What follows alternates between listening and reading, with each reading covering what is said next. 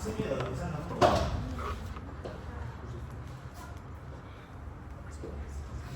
Ahí. Una cosa luego.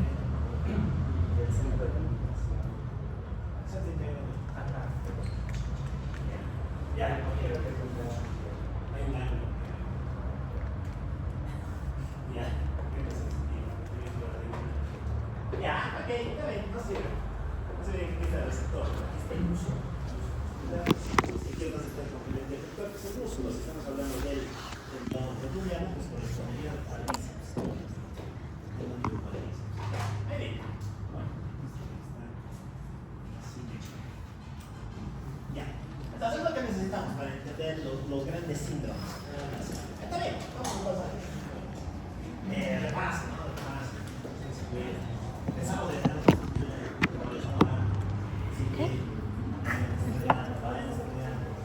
ya. A ver, dentro de los grandes síndromes motores, hemos hablado de básicamente tres, ¿no? ¿Cuáles serán? Si en el arco motor juegan dos motoneuronas, ¿cuántos síndromes habrá? Dos, ¿no? Síndrome de primera motoneurona o síndrome de motoneurona superior. El síndrome de segunda motoneurona o el síndrome de motoneurona inferior. Y finalmente, algo que afecta al músculo, eso se llama síndrome miopático. Y los síndromes miopáticos vamos a hablar aquí al final. Pero ahora vamos a hablar sobre todo de los síndromes de motoneurona superior. Ya, ¿cómo se van a expresar estos síndromes? Se van a expresar a través de tres grandes conjuntos de alteraciones. Por un lado, alteraciones de la motilidad, trastornos del movimiento, trastornos de los reflejos, sobre todo los osteotendinosos o reflejos profundos, y trastornos del tono, trastornos del tono muscular. Muy bien. Y entender esto es bastante sencillo, ¿no? Si es que aplicamos pues la fisiología que ya habíamos visto. Recordamos que esta primera motoneurona cumple dos grandes funciones. Por un lado, está inervando a la motoneurona inferior, primera función, y por otro lado, está controlando el centro integrador de los reflejos, ¿no? Recordamos que esta es una vía inhibidora, es una vía moduladora. Entonces, ¿qué va a pasar si es que por X, Y o Z razón esta motoneurona superior muere? ¿Qué pasaría? Pensaremos. Primero, ¿qué hace? Le da inervación a la motoneurona inferior, ¿no? Por lo tanto, va a haber debilidad. Vamos a tener debilidad. Debilidad muscular. ¿Dónde pasará esa debilidad muscular? ¿Será una monoplejía, una hemiplejía, una paraplegía, una tetraplegía? Ya puede ser una hemiplejía. ¿Qué más? ¿Puede ser algo más? Sí, ¿no? Puede ser una monoplejía. Y ocasionalmente podría ser una paraplegía. Ahorita vamos a ver cuándo aparece cada una de estas. ¿Ya? Muy bien. ¿Qué va a pasar con los reflejos?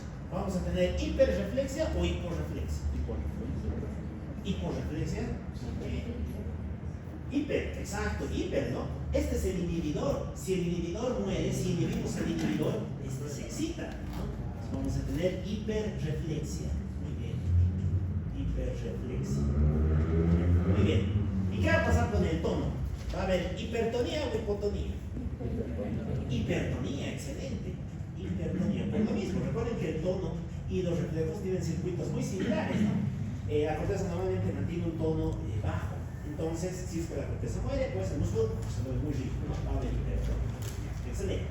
Vámonos con los síndromes de motoneurona inferior. ¿Qué pasa si es que el que muere ahora es este? ¿Habrá alteraciones de la movilidad? ¿Habrá debilidad? Sí, ¿no? Sí, exacto, va a haber debilidad muscular. ¿De qué tipo será? ¿Será una hemiplejía, una paraplegía, una monoplejía? Ya, puede ser una monoplejía, ¿no? O en algunos casos puede inclusive llegar a ser una parálisis de ciertos músculos, ¿no? Una parálisis muscular localizada. Muy bien. ¿Qué más? ¿Qué va a pasar con los reflejos? ¿Hiper o hiporreflexia? Hipo, exacto, ¿no? Porque ahora el que ha muerto es esta es nuestra vía eferente. Recordemos que esta es la segunda. Si es que este ha muerto, pues mi reflejo ya no tiene cómo volver a cómo cerrar su arco, ¿no? Entonces vamos a tener hiporreflexia. ¿Y qué va a pasar con el tono? Hipotonía. Hipotonía. Excelente. Solo con eso ya hemos hecho bastante, hemos podido diferenciar ampliamente los dos grandes síndromes de motoneurona. ¿Ya? Muy bien. Vamos a ver el verdadero chiste de eso, porque es bastante sencillo, ¿no? El verdadero chiste está en entender el síndrome de motoneurona superior y ubicar la lesión. Localizar la lesión. ¿Por qué? Porque si se dan cuenta, la primera motoneurona es un trayecto súper largo, ¿no? Nace en la corteza 4, en las áreas 4 y 6 de Brodmann y termina en las otras anteriores de la médula. Recordemos que a través de este trecho va a dar origen a distintas porciones. Aquí había una parte cortical, por este lado estaba la parte de la cápsula interna, aquí teníamos la porción del tronco encefálico y aquí la porción medular. Podremos utilizar alguna herramienta clínica para diferenciar dónde está la lesión, para ver si es cortical, si está en la cápsula, es en el tronco o es medular. Sí, y es algo también bastante lógico. Muy bien, entonces nos acordamos que aquí están los núcleos de los ganglios basales, el tálamo y demás. Aquí nacía el nervio geniculado, la vía córtico-nuclear, que le va a dar inervación a los pares craneales, motores. Y este lado es donde están las pirámides del bulbo. Ya, muy bien. Pensaremos, ¿qué pasaría si es que tengo algún problema a nivel de la primera motoneurona a nivel cortical? ¿Qué expresión clínica tendría? Para Para empezar, ¿va a haber una debilidad? Sí, pero todos estamos de acuerdo con eso. ¿Dónde va a estar la debilidad?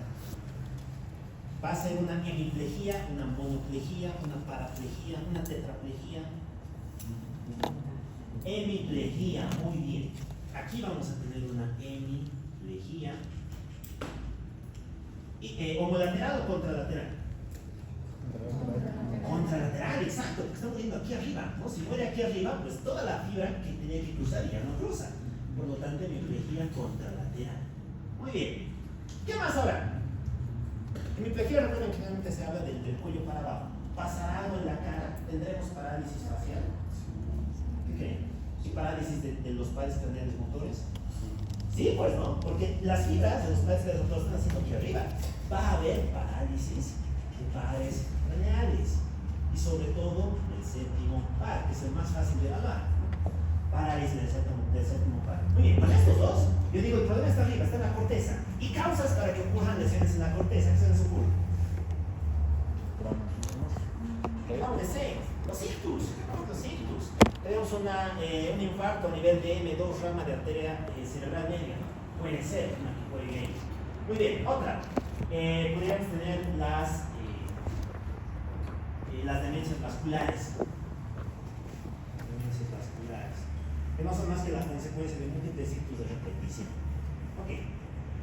Seguimos. Vámonos con la cápsula interna.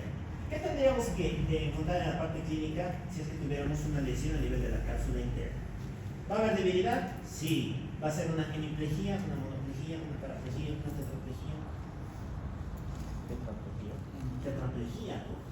Empiezan para eso los 4 minutos. Muy bien. Va a ser una hemiplegia contralateral. Excelente. ¿Habrá parálisis de pares craneales? ¿Sí? No, porque las fibras de los pares craneales, ¿dónde están haciendo? Aquí arriba. ¿Dónde aparece el problema? Aquí abajo, en la cápsula interna, ¿no? Entonces aquí no suele haber parálisis de pares craneales, ¿no? Excepto uno. Recuerden que hay un único núcleo que no se genera por esta vía. ¿Cuál era? El núcleo inferior del facial. El núcleo inferior del facial. ¿Y esto qué me va a producir? Una parálisis facial central. ¿Se acuerdan cuál es la diferencia entre parálisis facial central y periférica?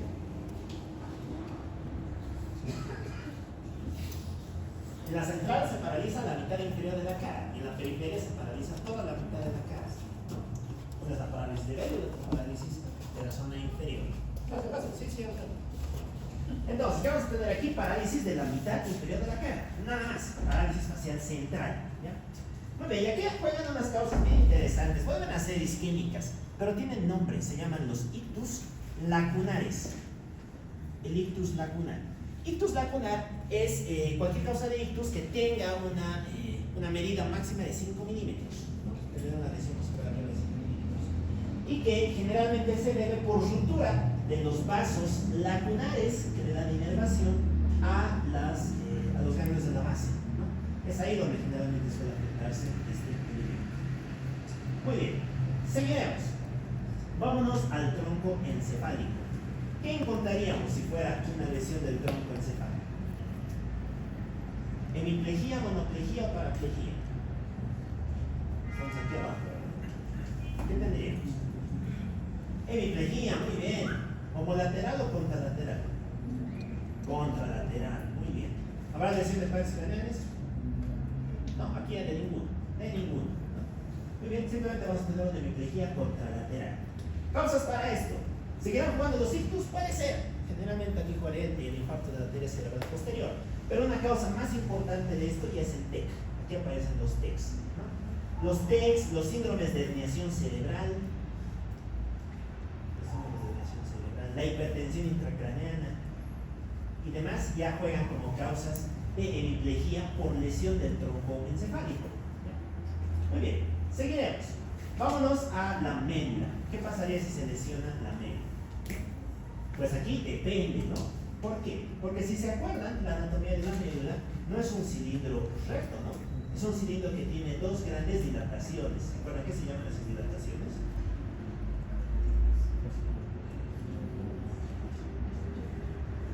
Las intumescencias, ¿no? intumescencia cervical, porque aquí es donde nace el plexo braquial, e intumescencia lumbar, porque aquí es donde nace el plexo lumbar, ¿no? Muy bien. Entonces aquí vamos a dividir a las lesiones en dos tipos: lesiones pequeñas y lesiones grandes. Si tenemos una lesión pequeña que esté sobre la intumescencia cervical, es decir, aquí, ¿qué tendríamos?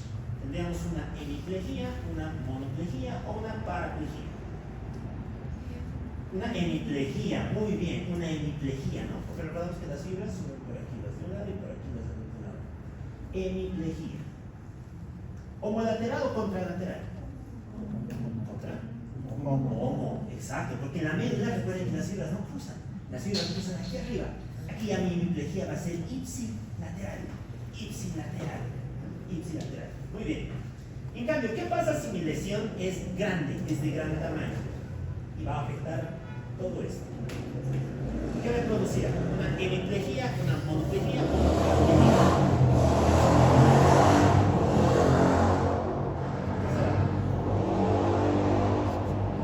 La lesión es más grande y ha afectado toda la médula. Hemi, para, tetra, para es solamente de los miembros inferiores. Recuerden que los miembros inferiores están aquí del plexo lumbar. Tetra, muy bien. Aquí sí tendríamos una tetraplegia. Dense cuenta que las hemiplegias generalmente nos hablan de lesiones del bulbo para arriba. En cambio, las tetras y las monos nos hablan de lesiones del bulbo para abajo, generalmente lesiones a nivel de la médula. Muy bien, hagamos el mismo ejercicio, pero ahora aquí abajo, entre las dos intumescencias. Si mi lesión es pequeña y afecta la zona entre la intumescencia cervical y lumbar, ¿qué voy a tener? Una hemi, una mono, una para, una tetra. Mono, muy bien. Una monoplejía, solo para miembros inferiores. Una monoplejía para el miembro inferior, ipsilateral. Muy bien. ¿Y qué pasa si mi lesión es de gran tamaño? Todo esto. ¿Qué tendríamos? Paraplegia, muy bien. Aquí sí se van a paralizar las dos piernas. Paraplegia bilateral. ¿Listo?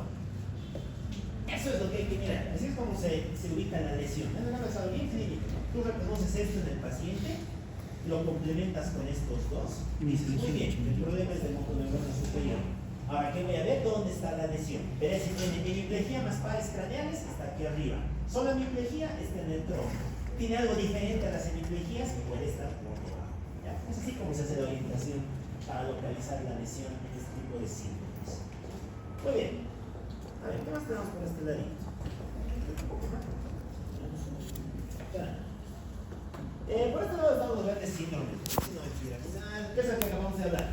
Como les decía, sus causas son vasculares, isquémicas, pueden ser también inflamatorias. Aquí estarían los abscesos cerebrales y los tumores. Los tumores pueden en todo lado, también tienen fuera. Ya hemos visto cómo se ubica la localización de la lesión.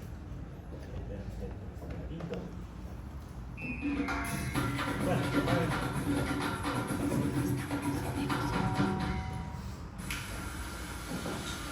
muy bien.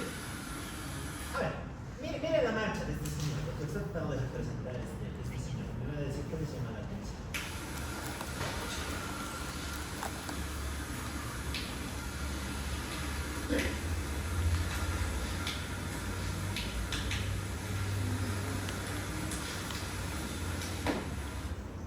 Si lo ven caminando así, ¿qué dirían? Simplemente motoneurona superior o inferior. Superior, ¿por qué? Está haciendo algo bien característico. Y que vemos ese momento de sábado. Excelente, está en hipertonía. Recuerden que la hipertonía se presenta por flexión del miembro superior y extensión del miembro inferior. Se van a dar cuenta cómo camina. No se cuenta que no flexiona la rodilla, está extendida, está permanentemente extendida. Muy bien, ni siquiera estoy que valorado, pero ya hemos dicho motoneurona superior. Excelente. ¿Dónde creen que esté la lesión? Bueno, no es tan sencillo, ¿no? Ya el mismo nombre lo está diciendo. Está por arriba del tronco. No hemos mirado partes craneales, pero está por arriba del tronco. Esta marcha se llama marcha del segador. La marcha del segador es característica de las lesiones a nivel del tronco principal. A nivel del tronco principal. También lo han visto cuando han hablado de inspección en semiología. Ahí se habla de las marchas. Todas esas marchas muchas veces te hablan de patología neurológica. ¿Qué más tenemos por aquí?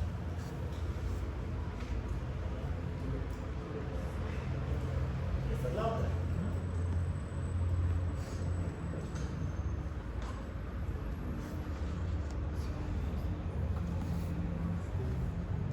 Muy bien, no somos zombies, ¿no? ¿Qué postura es esta?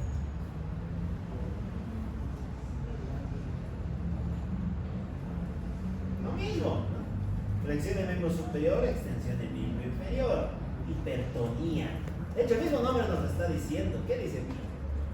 Marcha espástica. ¿Se acuerdan dónde veíamos la espasticidad? Lesión de vía piramidal o extrapiramidal. Extrapiramidal. No, ahí es la rigidez. En la lesión de vía piramidal, no. Lo mismo, lesión de motoneurona superior. Es otro tipo de marcha que se puede presentar. Muy bien.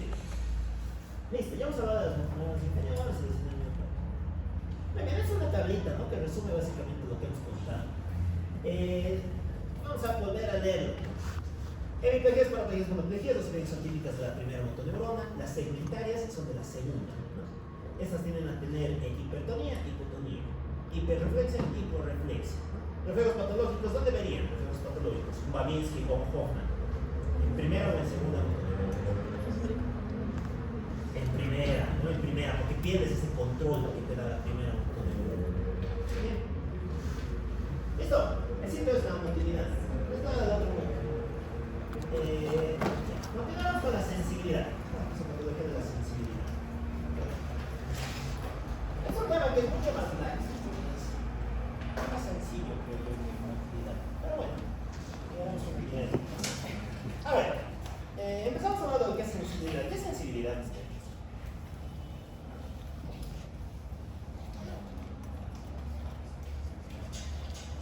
¿Cómo definirían sensibilidad? ¿Qué está llegando en serio? ¿Y cuándo van a llegar a negocios? Al final. Sí, voy a llevar.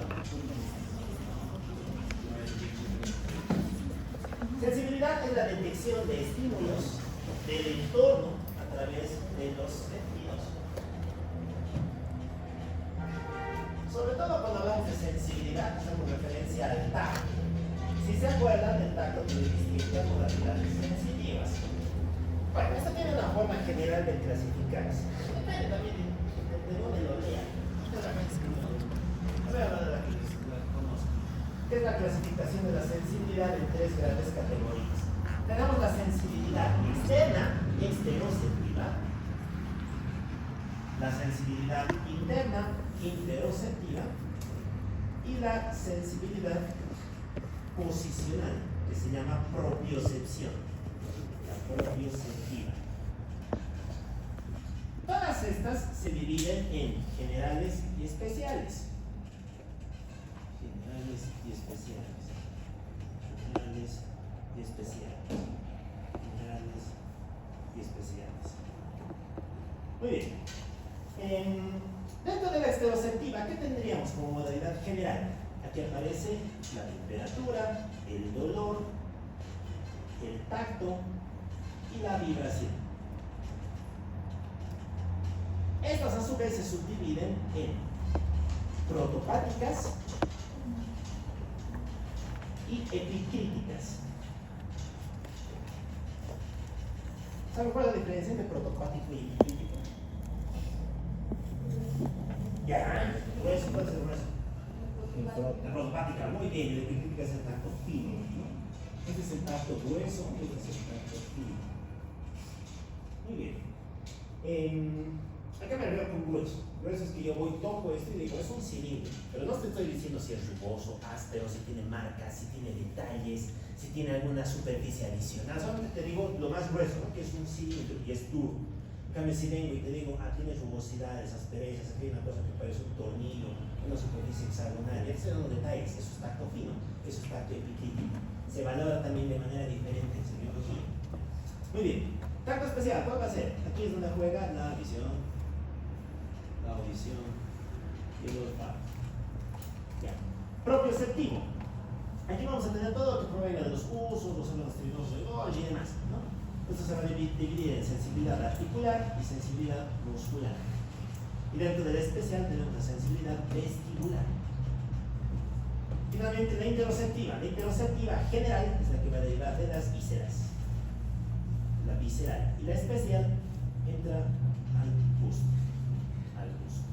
Muy bien. Esa es la perspectiva general de la sensibilidad. Si se dan cuenta, tenemos muchas cosas que detectar, muchas cosas que mirar. Los sentidos tienen sus propias vías, ¿no? La vía óptica, la vía de la audición, la vía olfatoria y la vía del gusto. No las vamos a mirar ahora, porque es un tema mucho más especializado. Sí vamos a hablar de la sensibilidad del tacto, que es la más fácil de evaluar. Y mañana vamos a hablar de la vestibular. Entonces, volvamos a nuestro dibujo.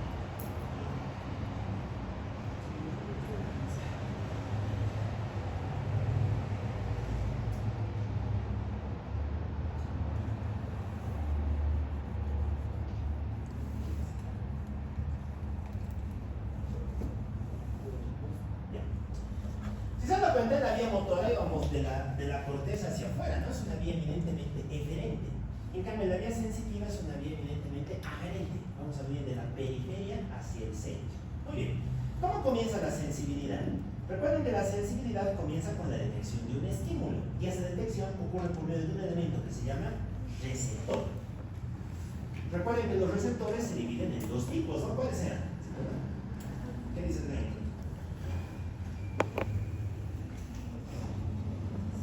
Receptores encapsulados y receptores de tipo terminaciones nerviosas libres. Terminaciones nerviosas libres. Eso es importante, ¿no? Recordamos que la terminación nerviosa libre nos sirve para detectar temperatura, para detectar dolor, para detectar tacto grosero, protopático. En cambio, las grandes vías del tacto fino van a venir por receptores encapsulados. Y aquí es donde juegan Pacini, Batten, Merkel, Krauss, Ruffini, ¿no? Todos los que no les de oficio son encapsulados. Ya. ¿Cuál es el chiste del receptor? El receptor detecta un estímulo de su entorno y lo va a convertir en una señal eléctrica. ¿Qué es lo que nos interesa? ¿No? Porque el sistema nervioso no entiende de estímulos, entiende de corrientes eléctricas. Y una vez que lo ha convertido en una señal eléctrica, lo va a enviar a través de un nervio que se llama nervio periférico. ¿Se acuerdan cómo se clasifican los nervios periféricos? ¿Cuántos tipos? 1, 2, 3, 4. También conocidas como fibras de tipo A, AB, AC, las fibras de tipo C. Recuerden que cuanto más alta es la fibra, más gruesa, más mielina tiene, por lo tanto conduce las cosas más rápido. A través de las fibras A son conducidas todo aquello que tenga que ver con propiocepción. A través de fibras AB y AC se van a transmitir el tacto epicrítico y el tacto protopático. Y por fibras de tipo C vamos a conducir temperatura y dolor. Muy bien. Recordamos que este receptor conecta con una neurona y esta neurona es parte de la que nos estaban diciendo hace un momento, ¿no? La neurona pseudounipolar que se encuentra en el ganglio de la raíz dorsal. Fíjense que la corriente eléctrica llega por aquí, es detectada por la neurona y esta va a mandar una señal de respuesta, ¿no? Por eso es pseudounipolar. ¿Y esta por dónde entra? ¿Por la parte anterior o posterior de la mente? Posterior, muy bien. Todo posterior es sensitivo. Va a entrar por aquí. Bien. Y aquí es donde vamos a empezar a hablar de las vías. Son tres las grandes vías que manejan la sensibilidad. ¿Bien? La primera de ellas se conoce como la vía cordonal posterior. O ustedes van a conocer como la vía del lemnisco medial. La vía lemniscal. Lo mismo. Muy bien, ¿cuál es el chiste de esta vía? Resulta que este axón entra por los cordones posteriores y va a subir, ¿no? sube a través de los cordones posteriores en forma de dos fascículos. ¿Se acuerdan qué se llamaban esos fascículos posteriores? Burdach y Gol, ¿no? Cuñatus y auricular, ¿no? Entonces, Burdach y Gol van a terminar a nivel del bulbo en forma de dos núcleos, que se llaman los núcleos de Burdach y los núcleos de Gol. Aquí es donde le está esperando la segunda neurona. Aquí hace sinapsis. Dense cuenta que aquí sube por vía ipsilateral. Hace sinapsis. Una vez que ha hecho sinapsis, se decusa a nivel del tronco, a nivel del bulbo. Y al decusarse, nos crea una estructura que se llama lemnisco mediano. De ahí viene su nombre. El chiste de esto es que la vía se decusa, sube y va a llegar al tálamo. ¿Se acuerdan cuál de los núcleos del tálamo es el de la sensibilidad? Tiene N núcleos, ¿no? ¿Cuál es el de la sensibilidad? El núcleo ventral postero lateral. El núcleo ventral postero lateral, ¿no? Y una vez que llega aquí, hace una nueva sinapsis, tercera sinapsis. Aquí es donde van a hacer la tercera neurona, que recién se va a comunicar con la corteza. ¿Cuáles eran las áreas de la corteza encargadas de la detección de la sensibilidad? Tres, dos, uno, muy bien. La corteza somatosensitiva se conecta con áreas 3, 2, 1. ¿Bien? ¿Para qué sirve esta vía? Esta vía nos permite llevar la propiocepción y el tacto fino. Es una vía vital para mediar muchas funciones. Muy bien, vamos con la segunda vía. Resulta que hay otro tipo de axones que de la misma manera, ¿no? Nacen, vienen a la primera neurona. Y en este caso el axón va a entrar por la parte posterior, pero en vez de subir va a hacer una sinapsis en un núcleo que tiene las astas dorsales de la médula. Este núcleo se llama sustancia gelatinosa de Roland. Sustancia gelatinosa de Roland. Y aquí es donde hace la primera sinapsis. Muy bien. Esta va a decusarse. Esta se decusa aquí, a nivel de la propia médula.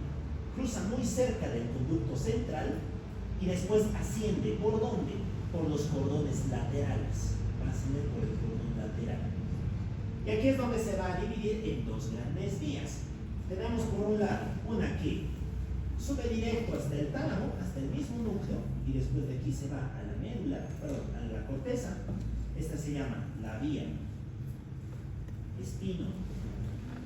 la vía neoespinotalámica. ¿Y se acuerdan cuál es la otra?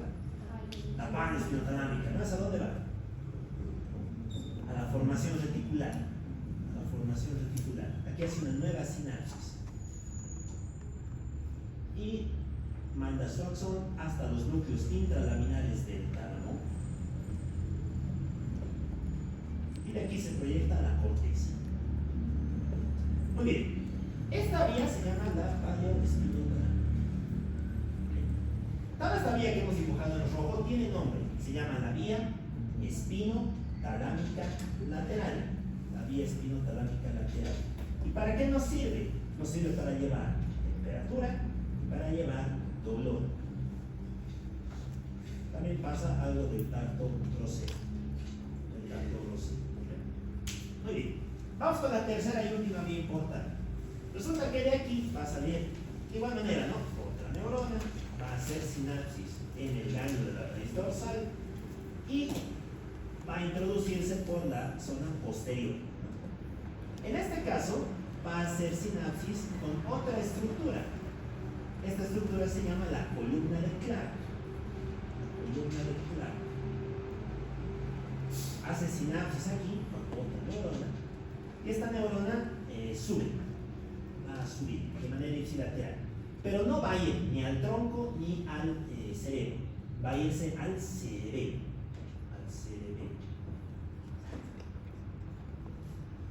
Muy bien. Y al entrar al cerebelo se va a dividir en dos vías. Una vía que está por arriba, por los pedúnculos cerebelosos superiores, y otra vía que está por abajo, los pedúnculos cerebelosos inferiores. Esta vía se llama vía espino cerebelosa. Y tiene dos haces, un haz posterior que se encuentra por abajo y un haz anterior que se encuentra por arriba. ¿Ya? ¿Cuál es la función de la vía espinocerebelosa? Contribuir al equilibrio, contribuir a la propiocepción. Equilibrio y la propiocepción.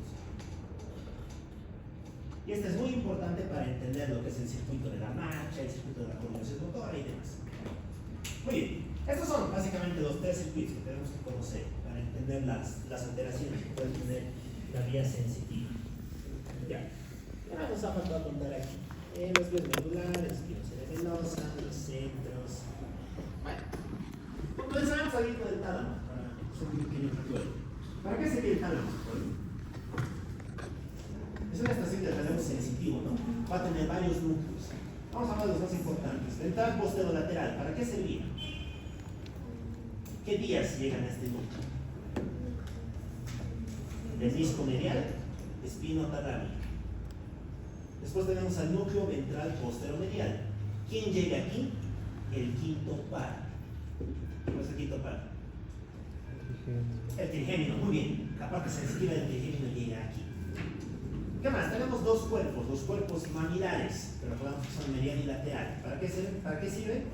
Para la detección de la audición y de la visión.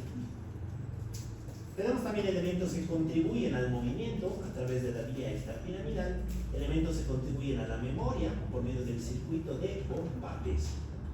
¿Para qué servía el circuito de Von-Pappes? ¿Qué tipo de memoria participaba? Memoria a largo plazo. Participa en la memoria a largo plazo. Muy bien.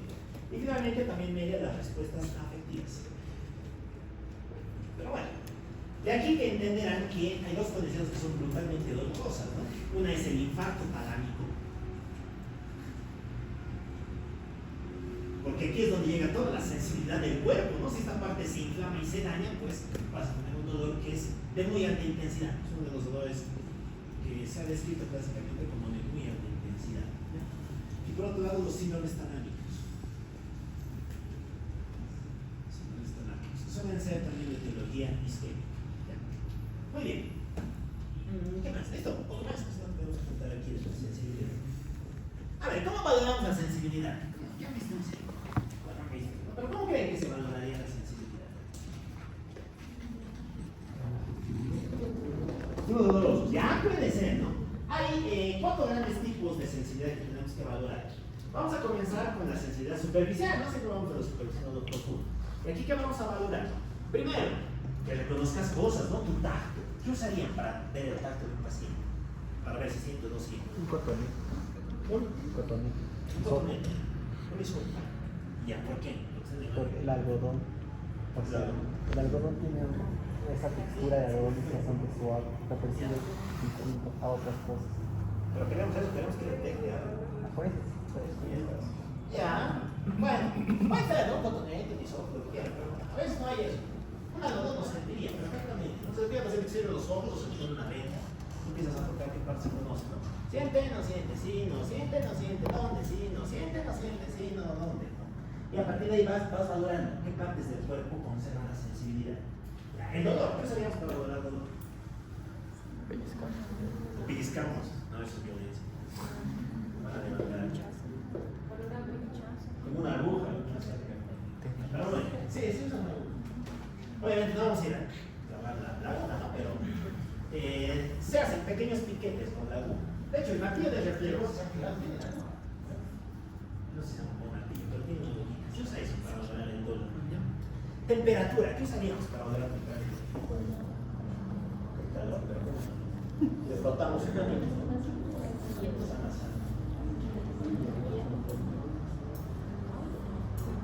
¿Qué haría? Un hielo. Se agarran tubos de ensayo. Dos tubos de ensayo, uno con agua caliente y otro con agua fría, y se va poniendo sobre la piel del paciente. ¿No sienten? Sí, ¿qué es? Caliente, frío, muy bien, ¿dónde? En el terrazo, ya, es bien, listo. Muy bien, ahora estaríamos valorando esta parte, ¿no? ¿Cuál de las vías estaríamos valorando con esto? Espinotalámica, menisco medial o espino cerebroso.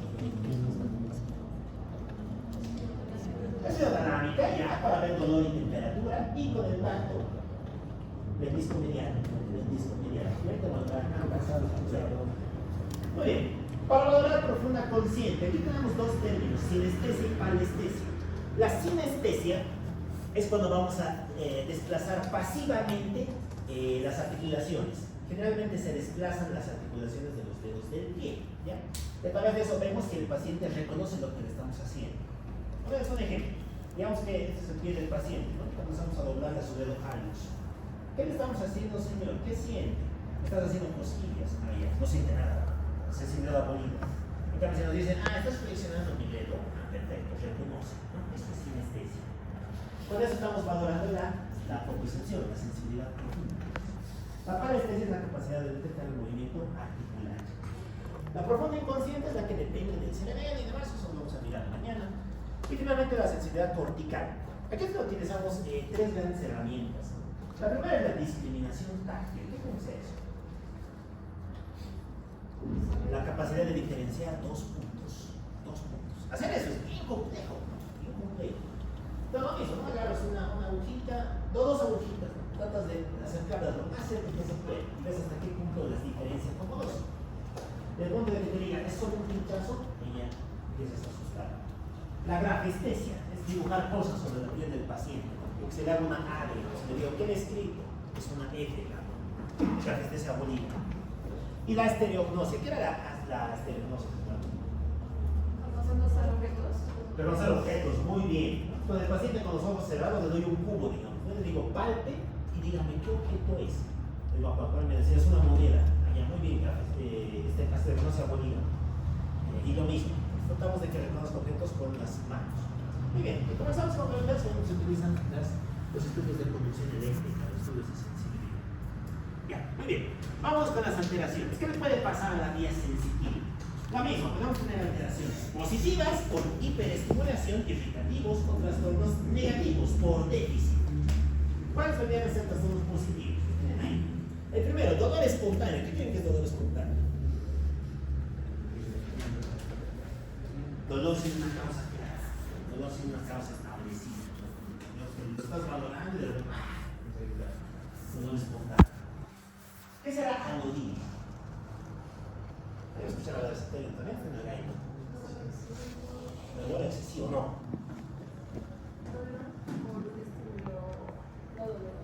Exacto. Anodinia es el dolor por estímulos no dolorosos, ¿no? Lo estoy valorando, digamos que le aprieto su dedito y grita.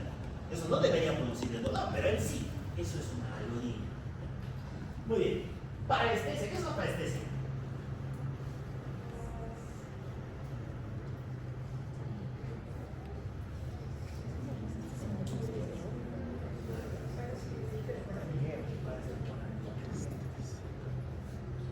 Es una distorsión de la sensibilidad no dolorosa.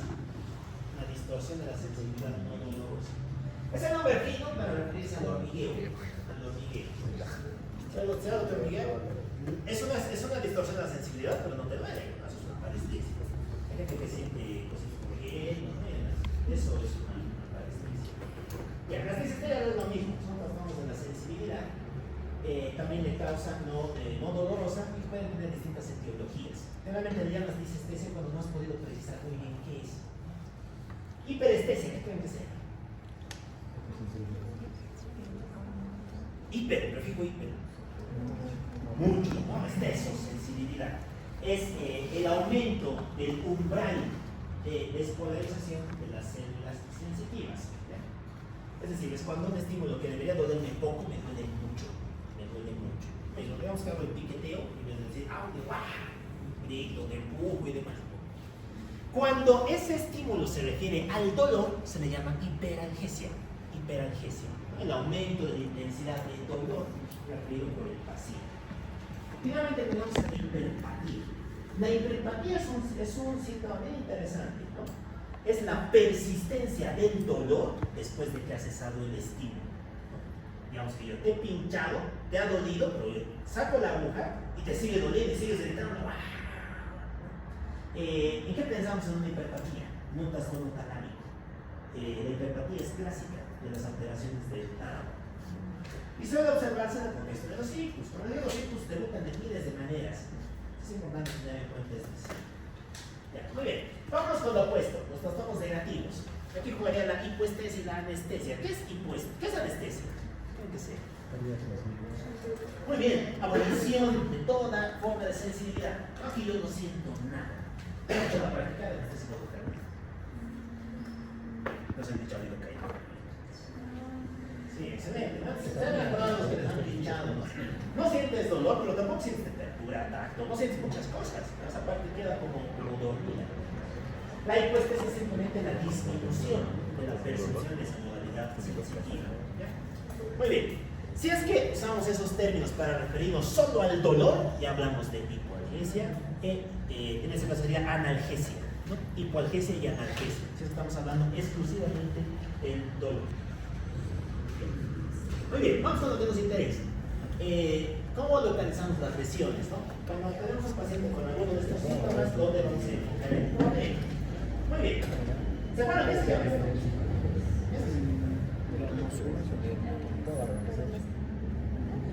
¿Qué es eso? Los dermatomas, muy bien, los dermatomas. Hablar de sensibilidad implica conocer estos dermatomas. Hay algunos básicos que vamos a recordar ahora.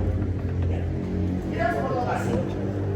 Como habíamos visto, la sensibilidad tiene distintos participantes. Le vamos a llamar 1 al receptor, 2 al nervio periférico, 3 a la raíz dorsal, 4 a la médula, 5 al tálamo, estructuras superiores y 6 a la corteza.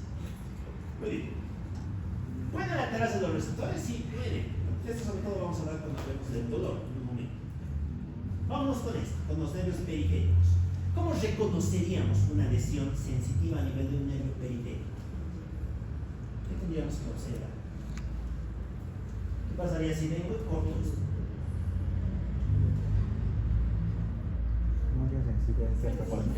Muy bien, pierdo la sensibilidad en una zona. Excelente, tengo una pérdida focal de la sensibilidad.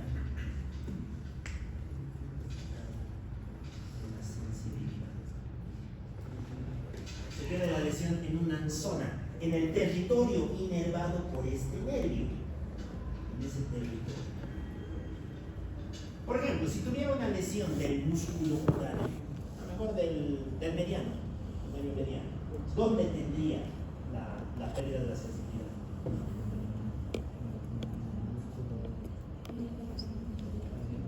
¿Se acuerdan? ¿Quién inervaba el mediano? ¿Sensibilidad sensitiva?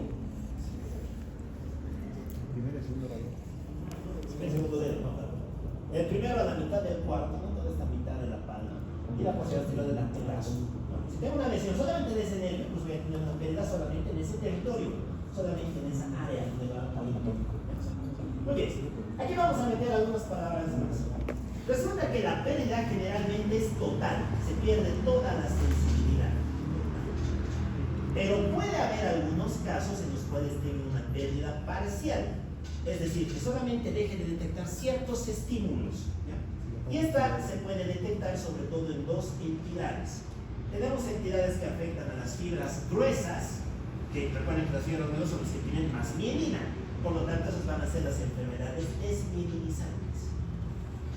Las desmielinizantes. Si den muy lejos, la esclerosis múltiple juega aquí. Muchas veces antes de comenzar con un debut de esclerosis múltiple, empiezas con crisis de parestesias, anestesias y demás. Muy bien. En cambio, si hablamos de fibras finas, hablaríamos de patología neurológica, neuropatías. El ejemplo típico aquí es la diabetes. Claro, si se acuerdan, una de las complicaciones crónicas de la diabetes, ¿cuál es? A nivel neurológico. La neuropatía diabética. No suele afectar fibras gruesas, afecta fibras pequeñas. Por eso es que no detectas dolor y terminas con úlceras de este tamaño. No puedes estar con úlceras así, pero no te duele, porque has alterado tu vía de transmisión del dolor. ¿Ya? Muy bien. Todo punto más vale la pena precisar aquí. Los patrones de lesión. Se describen tres grandes patrones por los cuales se puede afectar un nervio periférico. El primero son las mononeuropatías. ¿Qué creen que sea eso? ¿Qué será una mononeuropatía? ¿Qué quiere decir fijo mono? Uno.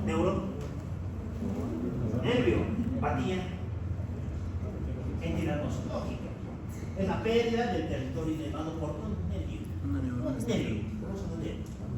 Si es que estamos hablando de la lesión del mediano, eso sería una mononeuropatía. Causas para neuropatía, no se produce el trauma. Ok, vámonos con esta otra, la mononeuritis múltiple. ¿Qué creen que sea? Inflamación de muchos nervios. Muy bien. Es la afectación asimétrica. Afectación asimétrica. Contigua o no,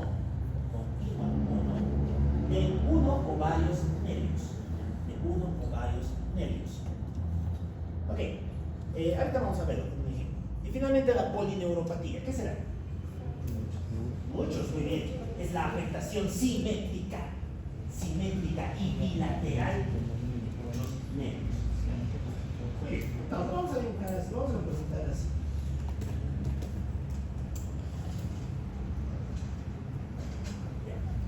Ok, entonces, supongamos que tenemos una lesión del mediano, ¿no? Como habíamos dicho, el mediano inerva los cuatro primeros dedos de la mano, la porción anterior del antebrazo. ¿Qué sería eso? ¿Sería una mononeuropatía, una mononeuritis múltiple o una polineuropatía? Mononeuropatía, muy bien. Solamente estoy afectando uno de los territorios. Ahora, ¿qué pasaría si es que tengo esta misma lesión del mediano, pero además le asocio una lesión del cubital, del miembro contralateral, una lesión del ciático popliteo externo y una lesión del tibial posterior? ¿Sería una mononeuritis múltiple o una polineuropatía? Muy bien, porque la afectación es asimétrica. No son los mismos nervios, no son los mismos territorios. Esto es una mononeuritis múltiple. Y a mí, cuando me dicen mononeuritis múltiple, yo pienso en una cosa: vasculitis. Recuerden que los nervios también tienen vasos sanguíneos. Las vasculitis, sobre todo las de pequeño vaso, suelen dar este patrón: mononeuritis múltiple. Top 2, diabetes. Pueden jugar la diabetes aquí. ¿Ya? Muy bien. Finalmente tenemos a otro patrón, en el cual se van a afectar las estructuras de manera simétrica. Voy a perder el mediano aquí, pero el mediano aquí también. Voy a perder al tibial anterior aquí, pero también aquí. ¿De qué estaría hablando? ¿Mononeuritis múltiple o polineuropatía? Polineuropatía. Muy bien. La polineuropatía se caracteriza por algo, porque suele afectar generalmente a los nervios más distales, a la musculatura más distal. Y los grandes clínicos me han puesto un nombre. Han dicho: si te afecta tu mano, que es la porción más distal, le vamos a llamar enguante. Y si te afecta tu pie, que es la porción más distal, vamos a llamarle calcetín. Esta es la famosa neuritis enguante y calcetín. Enguante y calcetín. Y es clásica de la diabetes. Todas las neuropatías periféricas.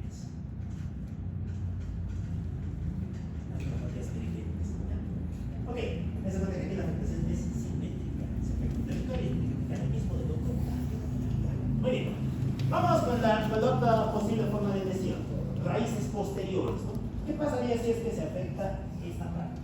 Las raíces posteriores. ¿Tendré una abolición de la sensibilidad? Sí, ¿no? ¿Será para un solo tipo de sensibilidad o será para todos los tipos de sensibilidad? Para todos, exacto. Todas las vías están entrando por aquí, ¿no? Entonces voy a tener una anestesia con analgesia. ¿Ipsi o contralateral? Ipsilateral, muy bien, ipsilateral. Causas para esto: el trauma, no vuelve a jugar el trauma aquí. Pero una causa que también es muy interesante porque es frecuente es la hernia de disco. Recordemos que la médula, las raíces de los nervios, ¿por dónde salen? Entre las vértebras, y entre las vértebras también están los discos intervertebrales, ¿no? Entonces, una discopatía crónica podría producir a largo plazo una lesión radicular, una lesión de raíces posteriores. Muy bien, vamos con el siguiente. Hablaremos de la médula. A la médula le pueden pasar tres tipos de síndromes. El primero se va a llamar síndrome central. ¿Cuál es el problema en el síndrome central? hay algo, como dice el nombre, ¿no?, en el centro de la médula que va a destruir su estructura, ¿no? Va a destruir esta parte. Muy bien. Si destruimos el centro de la médula, ¿qué tipo de alteración de la sensibilidad tendríamos? Para empezar, ¿va a haber una alteración del tacto y de la vibración? ¿Sí o no? ¿Sí o no? ¿Sí? ¿Quién dice sí? No, ¿quién dice no? ¿Para quién dice sí? Compañera, ¿quiénes dicen no? Compañero, madre. ¿Y los demás qué dicen? ¿Usted qué dice? ¿Sí o no? Lo que usted diga le vamos a poner. ¿Cree que no? ¿Por qué? No va a tener ya. Muy bien, me sirve, claro. ¿Por dónde viene la vía del tacto, la vía del disco medial? ¿Cruza aquí en la médula? No, se va por aquí. Mi sensibilidad para el tacto va a estar conservada. ¿Tacto? Ok. Tacto, bien. Muy bien. En cambio, ¿quién cruzaba? ¿Quién se va a afectar si le pasa algo aquí? La vía espinotalámica. ¿Qué llevaba a la vía espinotalámica? ¿Qué información? Muy bien. Temperatura y dolor. Voy a tener analgesia. ¿Homolateral o contralateral? ¿Homolateral o contralateral? ¿O bilateral? Bilateral, exacto, ¿no? ¿Por qué? Porque recuerden que esto viene de un lado, pero por aquí hay otro miembro que nos está mandando la misma vía, y el problema está afectando a los dos. Bilateral. Analgesia bilateral, ¿no? Es una cosa interesante. No siento dolor de temperatura, pero sí siento tacto. Esto se llama disociación. Disociación termoalgésica. O también conocida como disociación siringomiélica. ¿Se acuerdan qué es la siringomiélica? Pregunta clásica, los están mirando. Los doctorados del primero. ¿Qué era la siringomiélica?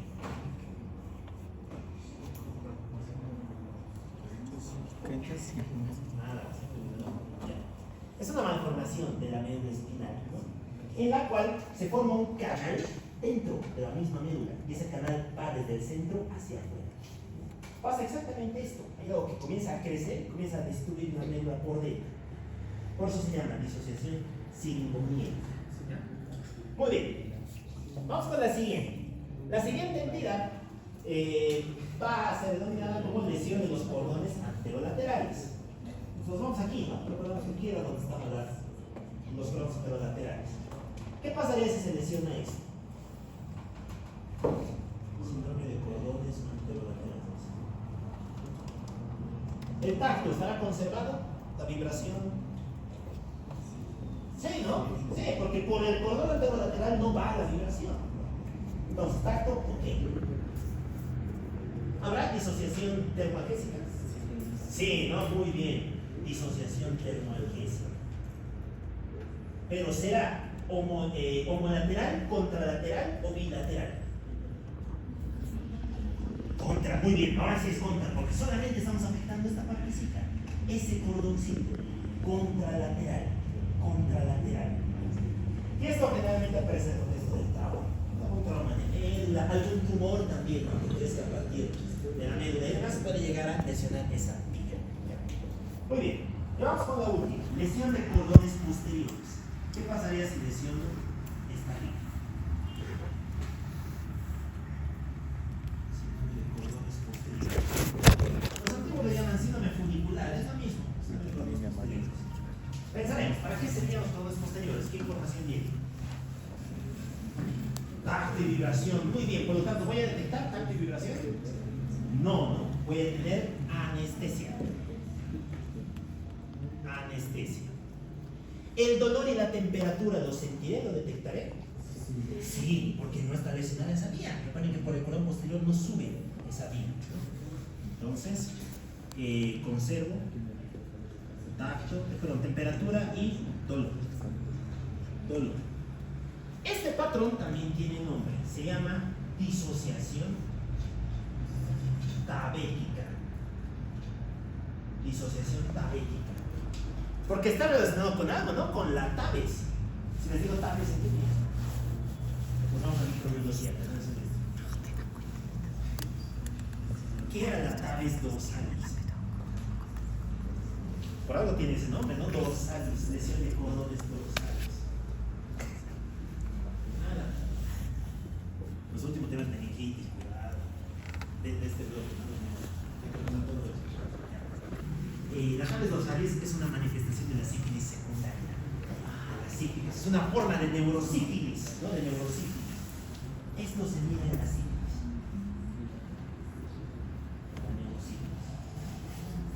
La sífilis es una gran simuladora de miles de manifestaciones y suele presentar aquí. Muy bien. Seguimos subiendo, vamos con el tronco encefálico. ¿Qué va a pasar si se ocurre algo aquí? La respuesta es depende. Depende de si se lesiona la parte lateral inferior, ¿está? O si se lesiona la parte superior. Veremos qué pasa si se lesiona la región lateral inferior. A ver, ¿qué pasaría? ¿Qué creen que pasa? ¿Qué vía se lesiona? ¿Se lesiona la vía lemniscal? Sí, ¿no? Sí, se lesiona, por lo tanto voy a tener anestesia. ¿Se lesiona la vía espinotalámica? También, ¿no? También, por lo tanto voy a tener analgesia. Es decir, voy a perder toda la sensibilidad. Toda la sensibilidad. ¿En dónde? ¿En la mitad homolateral o contralateral de mi cuerpo? Contralateral. Muy bien. La mitad contralateral de mi cuerpo. Voy a tener una hemianestesia contralateral. Muy bien. ¿Qué pasa si es que la lesión es superior? Si se compromete este núcleo. Bueno, aquí pasa algo bien interesante, ¿no? Resulta que también voy a perder la sensibilidad, si es que es superior. Voy a tener anestesia. Pero, dense cuenta que la vía neoespinotalámica se altera, pero la paleoespinotalámica sobrevive. Está bien. Eso me va a permitir detectar todavía algo de dolor. Voy a tener cierta conservación del dolor. Secundario que se mantiene la vía paleoespinotalámica. Ya, muy bien. ¿Qué pasa si se lesiona el tálamo? Pues ya hemos dicho, ¿no? La muerte es un dolor insoportable. Hay gente que se suicida por un síndrome talámico. El dolor es tan insoportable que la gente prefiere ya no seguir, ¿no? Y finalmente tenemos a las lesiones de la corteza, las lesiones corticales. ¿Aquí qué va a pasar? ¿Perdemos toda la sensibilidad? Sí, toda la sensibilidad. Excepto uno. ¿Cuál? ¿Cuál creo que es la única sensibilidad que no se perdería si le pasa algo a nuestra corteza parietal? El dolor. El dolor se conserva. Excepto el dolor. Y ustedes dirán, ¿por qué? Porque resulta que esta paleoespinotalámica no va solamente a la corteza parietal, también se va al sistema límbico, se va a otras zonas de la corteza y demás. Entonces va a inervar muchas otras zonas, de modo tal que si tú pierdes tu corteza, conservas la capacidad de detectar el dolor. ¿Ya? Es una característica de las lesiones de síndrome, de las lesiones del lóbulo parietal. Muy bien, ahora sí, como se hace el enfoque topográfico, ¿no? De las lesiones por sensibilidad. Ya, muy bien. Esto es, para terminar vamos a hablar del dolor. Esto ya lo han visto en mi zapato 1, ¿no? A ver, ¿qué era dolor? Definición de dolor. Está en el primero. Sensación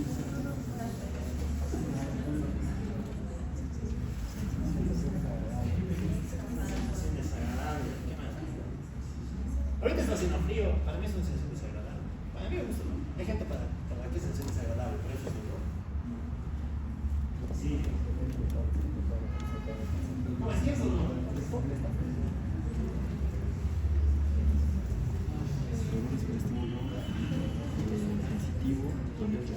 Es una sensación desagradable asociada a daño tisular real o potencial. Tiene que ver algo que me haya dañado o que me pueda dañar. Eso es dolor. Asociado a daño tisular potencial o real. Muy bien. ¿Cuáles son las vías para conducir el dolor?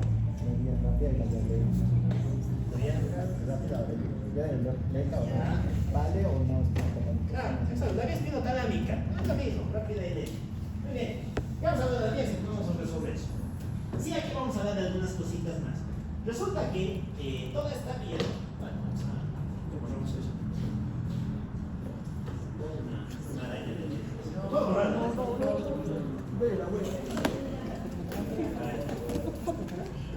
Otro ahí, pero no sé qué se llama. Sáquense el recuerdo.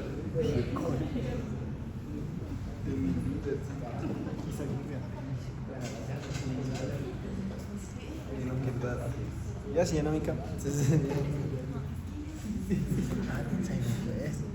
Americano. Ya. El chiste de esto es que hay un receptor que se llama nociceptor, el cual genera un nervio que se llama nervio periférico. Llega a la médula, la cual va a generar una vía que es la vía espinotalámica, ya lo hemos visto. Llega al tálamo y del tálamo se va a la corteza. Ya, muy bien. ¿Qué es lo novedoso que vamos a meter? Resulta que en el dolor hay circuitos que modulan la intensidad del dolor, la intensidad de la sensación. Y esos circuitos van a actuar de diferentes maneras. De hecho, empieza aquí, a nivel de los nociceptores. Al nociceptor le pueden pasar dos fenómenos que pueden alterar su capacidad de detectar dolor. Esos fenómenos se llaman estimulación e inflamación. Bien, ¿qué pasa en la estimulación? En la estimulación disminuimos el umbral para detectar dolor. ¿Eso qué quiere decir? Que cosas que eran dolores leves ahora nos van a producir un dolor mucho más intenso. ¿Y por qué ocurre eso? Porque resulta que en el contexto de las lesiones, los tejidos se inflaman. ¿Y se acuerdan cuáles son los grandes mediadores de la inflamación? Ya, muy bien. ¿El otro? Interleucinas. La sustancia que voy aquí abajo. Factor de crisis tumoral. Los leucotrienos. Son los dos grandes derivados de la citoxigenas de tipo 2. Muy bien. Los agraninas y leucotrienos. Resulta que estos son los que van a bajar el umbral de dolor. Muy bien. Ya, silencio. Vamos con la inflamación. ¿Qué va a pasar si un nociceptor se inflama? Pues en este caso el nociceptor se daña. Aquí va a haber un daño a nivel del receptor. Y como hay un daño, este nociceptor va a liberar un neurotransmisor del daño. Ese neurotransmisor se llama sustancia P. Esta sustancia P es la que va a activar a las terminaciones del dolor. Muy bien. ¿Qué más? Todo esto se produce por fibras, hemos visto que son fibras de tipo C y llegan a la médula. Y en la médula va a ocurrir un fenómeno bien interesante. Resulta que se puede modular la respuesta en la médula. Y esto clásicamente se ha estudiado así. Se lo dibuja como un circuito. Bueno, no sé si conocen esto, es un símbolo de un diodo. Vamos a hablar de electrónica. Bueno, resulta que tienes tu fuente del dolor. Esa fuente del dolor va a inducir una serie de cambios a nivel de la médula. Se dice que manda una señal positiva. ¿Ya? Esta señal es la que va a llegar a la médula, y la médula, ¿qué va a hacer? Va a ver si le conviene asimilarla o si le conviene atenuarla. ¿Ya? ¿Y cómo podría atenuar eso? Utilizando un elemento que retarde la conducción. Ese elemento se llama neurona intercalada. ¿Y cómo actúa la neurona intercalada? Pues cuando le llega el dolor, en vez de liberar neurotransmisores que induzcan más dolor, va a liberar neurotransmisores que induzcan placidez, que induzcan calma. ¿Qué neurotransmisores libera ahí? ¿Cuáles son los neurotransmisores de la calma, de la placidez? Serotonina. Serotonina y la dopamina. Serotonina, puede ser, pero Dopamina.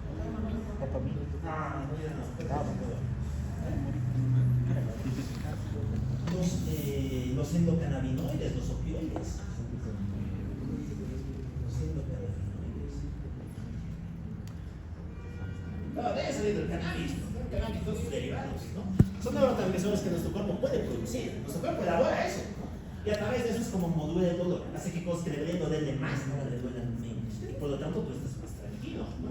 Porque el dolor, si bien es bueno, porque te avisa de que algo ha salido mal, también es malo, ¿no? Porque algo que te duele, pues tratas de evitar estimularlo mucho, de evitar exponerlo mucho, ¿no? Entonces ayuda a tratar de mejorar el estímulo que lo desencadenar.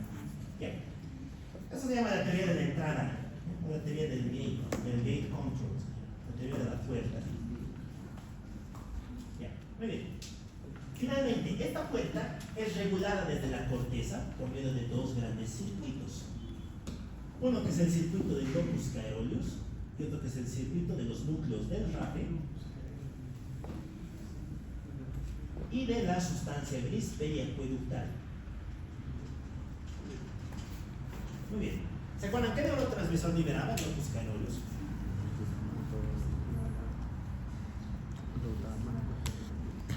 ¿Cómo es que libera? Libera noradrenalina. ¿Y los núcleos del rafe y la sustancia gris? Serotonina. Muy bien. Estos también van a ser elementos que van a regular el dolor. Van a contribuir a atenuarlo. Si lo atenuamos, pues podemos adaptarnos mejor a distintas respuestas. Muy bien. ¿Qué más? Estamos hablando de sintonías y demás. Lo interesante, digamos, que vale la pena recordar el dolor. Además, una maestra anterior, no voy a volver sobre eso. Vamos con esto. A partir de la descripción que hemos hecho, podemos decir que hay dos grandes tipos de dolor: el dolor somático y el visceral. ¿Cuál es la diferencia?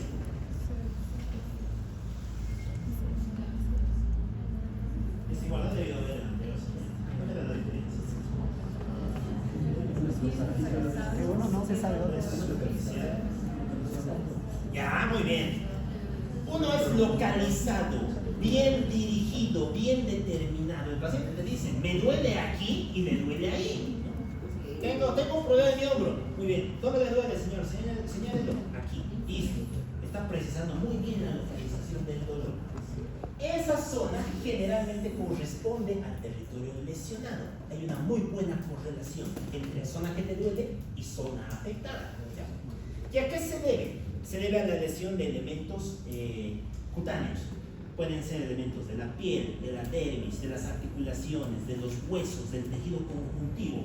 Generalmente asocian lesiones en extremos receptores. Muy bien, ¿qué otra característica más tiene? ¿Qué es el peritonismo? Está llamando semi-digestivo. ¿Qué es el peritonismo?